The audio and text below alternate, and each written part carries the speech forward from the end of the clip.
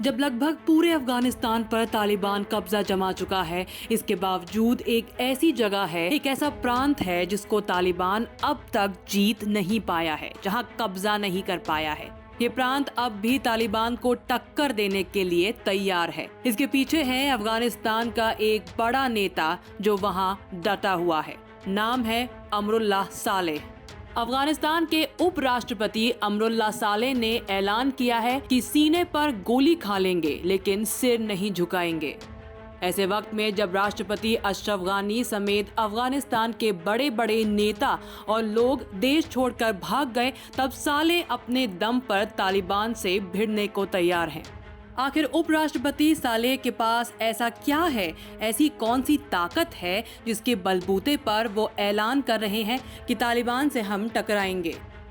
आधिकारिक तौर पर भले ही अभी तक अफगानिस्तान में कोई सरकार ना हो, लेकिन अफगानिस्तान के पहले और पूर्व उपराष्ट्रपति अमरुल्लाह सालेह ने दावा किया है कि राष्ट्रपति अशरफ गानी की गैर मौजूदगी में वो देश के कार्यवाहक राष्ट्रपति हैं। अमरुल्लाह सालेह ने इस ऐलान के पीछे संवैधानिक हवाला भी दिया है। उन्होंने ट्वीट किया कि अफगानिस्तान के संविधान के मुताबिक राष्ट्रपति की अनुपस्थिति, इस्तीफे, मृत्यु या पलायन की दशा में पूर्व उपराष्ट्रपति कार्यवाहक राष्ट्रपति बन जाता है। उन्होंने कहा कि वो फिलहाल अपने देश के अंदर हैं, इसलिए कार्यवाहक राष्ट्रपति हैं। वो सभी नेताओं से समर्थन और आम सहमति लेने की कोशिशों में जुटे हैं। सालेह ने एक दूसरे ट्वीट में लिखा है, मैं कभी भी और किसी भी परिस्थिति में तालिबानी आतंकियों के सामने नहीं झुकूंगा। मैं अपने नायक अहमद शाह मसूद की विरासत के साथ विश्वासघात नहीं करूंगा।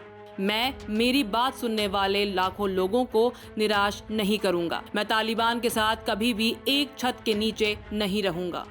अब हम आपको बताते हैं अमरुल्लाह सालेह के दम भरने के पीछे की कहानी। दरअसल अफगानिस्तान का पंजशीर वो प्रांत है जिस पर तालिबान अब तक कब्जा नहीं कर पाया है। काबुल के पंजशीर की दूरी करीब 150 किलोमीटर दूर है। बताया जा रहा है कि पूर्व उपराष्ट्रपति अमरुल्लाह सालेह पंजशीर में रहकर आगे की रणनीति बना रहे हैं। पंजशीर वो प्रांत है जिसका इतिहास बताता है कि उसे गुलामी कभी कबूल नहीं थी। पहाड़ी इलाके पंजशीर के गुरिल्ला लड़ाके अब तक न किसी के आगे झुके हैं और न अब झुकने को तैयार हैं। यही वजह है कि तालिबान यहां अब तक कब्जा नहीं कर पाया है। तालिबान 1958 में भी पंजशीर पर कब्जा नहीं कर पाया था। 1995 में अहमद शाह मसूद की अगुवाई में तालिबान को काबुल में हराया गया था।